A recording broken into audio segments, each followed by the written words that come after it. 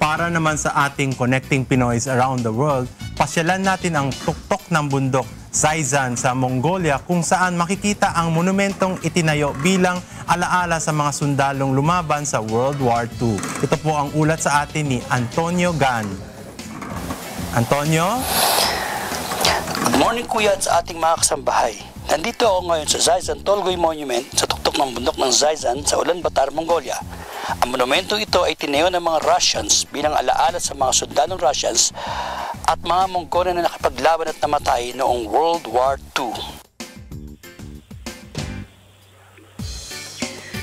Sa circular mosaic na ito, itinayo, makikita ang malaking bantayo na gawa sa high-quality concrete mula pa sa Russia. Nakapinta dito ang ilang senaryo ng pagkakaibigan ng Russia at Mongolia at ang pagpapahayag ng kanilang kalayaan noong 1921. Mula sa paanan ng bundok ay aakyat ng 300 steps para marating ang Zaizan Memorial na ito kung saan matatanaw ang napakagandang Tule River na nakapaligid sa city ng Ulaanbaatar at ang mga gusali na may bahid ng Russian architecture. Paboritong pasyalan ng mga mountain climbers ang lugar na ito, lalo na kung summer.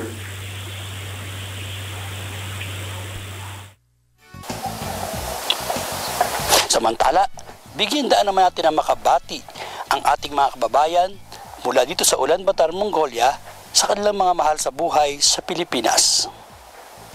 Binabati ko mga kamag-anak ko dyan sa Cotabato, sa Maguindanao. Kumusta na kayo dyan? Okay lang ako dito, kahit paano, masaya naman kasama mga kaibigan ko. Pinabati ko po yung pamilya ko, lalo lang na yung nanay ko, tatay ko, mga anak ko, at saka mga kapatid, at kahit mga kapitbahay namin. Mabuhay ang Pilipino! Binabati ko po ang aking mga kamag-anak sa Tawi-Tawi. Lalong-lalo na sa tatay ko at nanay ko. Mahal na mahal ko po kayo. Maraming salamat. Okay lang po kami dito. Ayos lang kami. Buenos dias na dim yung mga pamilya na Sambuanga. Dim yung nana, dim yung mga hermano, hermana. Kaliente ki aras summer. Ali ka natin ulan. Pero aki ka na Mongolia, kaliente. Kahit pa paano,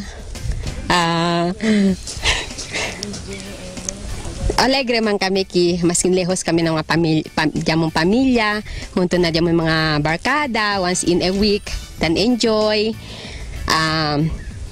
as one family Filipino. Buenos dias tamen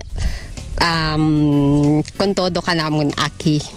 Gracias, muchas gracias. At bago tayo magpaalam, dagdag kaalaman sa ating mga kasambahay. Makita rin sa paanan ng bundok ng Zaizan ang isang Soviet tank na ginamit ng Soviet Union noong ikalawang digmaan. Marami ang nagpapakuha ng litrato sa war relic na ito bago umakyat ng bundok. Ako si Antonio Gan Jr. para sa Good Morning Kuya ng UNTV Connecting Pinoys Around the World. Balik sa inyo dyan sa studio. Salamat Antonio Gan, nag-uulat mula sa Mongolia.